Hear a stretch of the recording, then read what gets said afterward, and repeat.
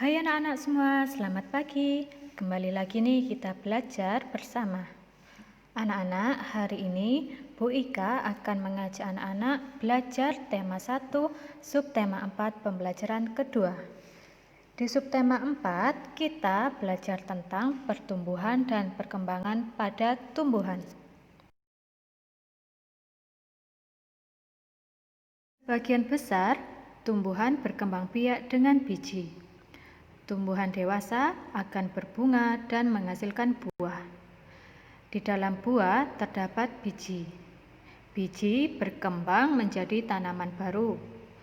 Tanaman baru tumbuh menjadi dewasa dan berbuah. Perputaran tahapan perkembangan tersebut membentuk sebuah siklus atau daur hidup. Perhatikan gambar bagian-bagian biji di bawah ini. Nah, anak-anak, ini adalah bagian-bagian biji atau bakal buah. Jadi, anak-anak harus tahu bahwa tumbuhan ada yang berkembang biak dengan biji, ada juga yang berkembang biak dengan tunas, dan lain sebagainya. Untuk perkembangbiakan dengan biji ini, otomatis yang kita tanam adalah bijinya. Biji itu terdiri dari bermacam-macam bagian. Yang pertama, embrio atau calon tumbuhan baru yang ada di dalam biji berwarna kuning. Yang kedua, kotiloden atau sumber makanan untuk calon tumbuhan baru. Juga terdapat di dalam biji, tepatnya di badannya. Yang ketiga, selimut biji. Gunanya untuk melindungi biji yang ada di dalam. Itu adalah bagian-bagian biji.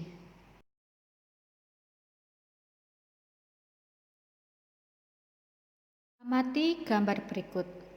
Gambar menunjukkan daur hidup tanaman semangka. Lengkapi bagan daur berikut dengan gambar yang sesuai. Nah, gambar tersebut adalah gambar daur hidup semangka. Ayo anak-anak, kita urutkan terlebih dahulu dari huruf A sampai huruf E.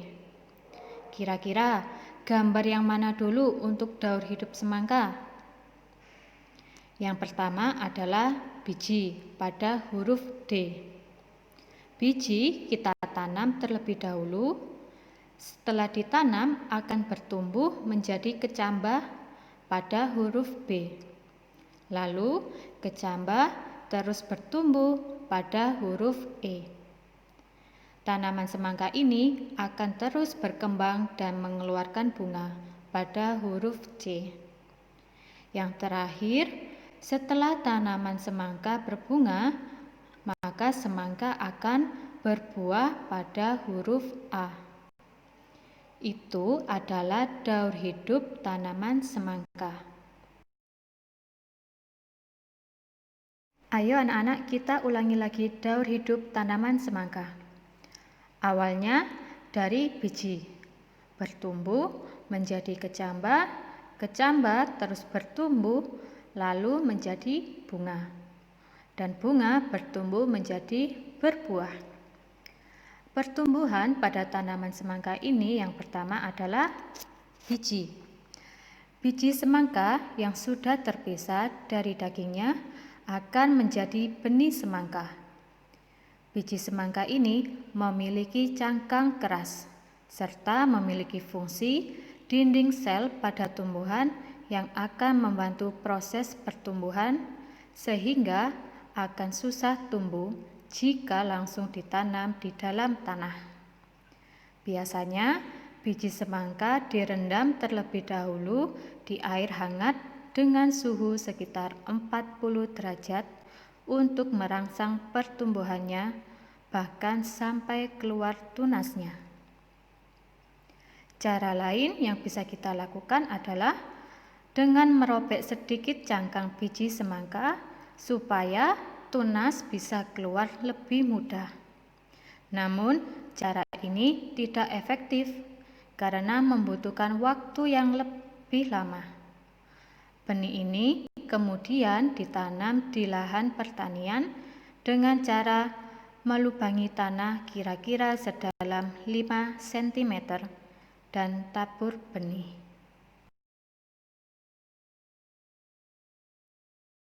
Yang kedua, tunas kecil atau kecambah. Setelah benih ditanam, maka proses selanjutnya adalah benih akan tumbuh menjadi tunas kecil dan mulai terlihat di permukaan tanah. Pada fase ini, bagi para petani perlu menyiapkan kayu sebagai media merambat semangka karena batang semangka akan mulai tumbuh. Yang ketiga, bunga semangka. Fase selanjutnya adalah ketika semangka sudah merambat, maka dalam beberapa waktu kemudian akan mulai muncul bunga dengan bagian-bagian bunganya. Bunga semangka unik karena memiliki 2 kelamin dalam satu bunganya, yaitu jantan dan betina, yang sekaligus atau biasanya disebut sebagai bunga banci. Bunga semangka cukup besar dengan warnanya kuning mencolok. Kemudian bunga semangka lambat laun akan menjadi buah semangka. Yang keempat, buah semangka. Awalnya buah semangka berbentuk seperti bola bekel. Namun ketika sudah mulai pertumbuhan, semangka bisa mencapai ukuran sebesar bola basket atau bola voli. Karena batangnya merambat, maka buah semangka akan tumbuh di atas tanah. Pada saat ini, peran biologi dalam pertanian perlu diperhatikan oleh petani, seperti memperhatikan tanah apakah lembab atau tidak. Karena jika terlalu banyak air, bisa membuat semangka rusak dan membusuk. Petani juga perlu memperhatikan tingkat kesamaan tanah. Untuk bisa menetralkan pH, bisa menggunakan teknik pengapuran. Pengapuran ini caranya dengan menaburkan kapur yang mengandung kalsium dan magnesium. Kemudian, bila perlu, para petani juga bisa menambahkan pupuk. Pupuk yang digunakan sebaiknya yang berupa pupuk organik dari limbah tumbuhan atau kotoran hewan, karena akan mempengaruhi kualitas semangka itu sendiri.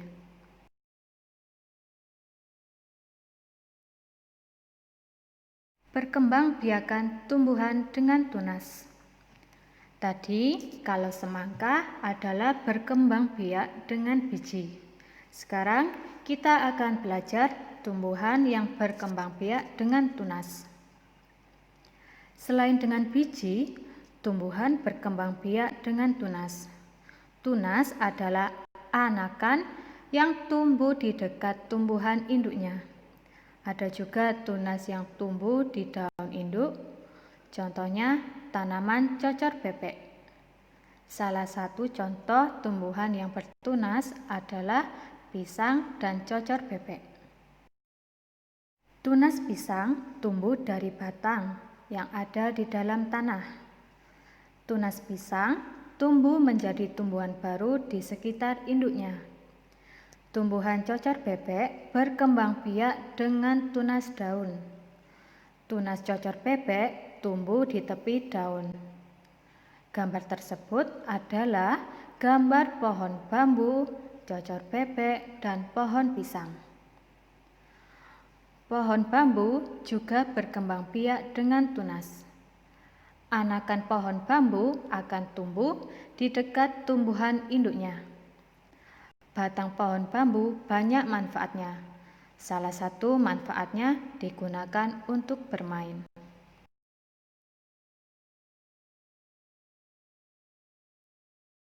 Batang pohon bambu banyak manfaatnya. Salah satu manfaatnya digunakan untuk bermain. Gambar di samping contoh permainan tradisional yang menggunakan bambu. Permainan ini disebut lompat bambu.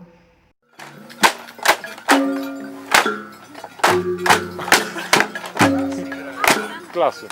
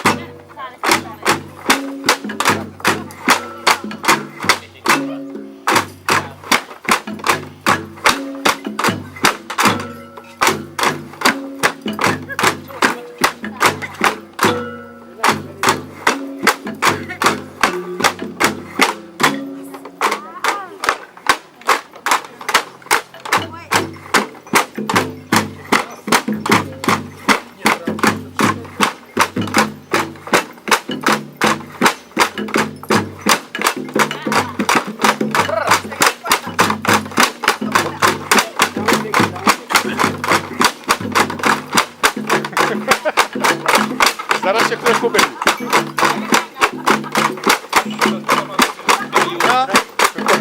Ja paniku. Panikę.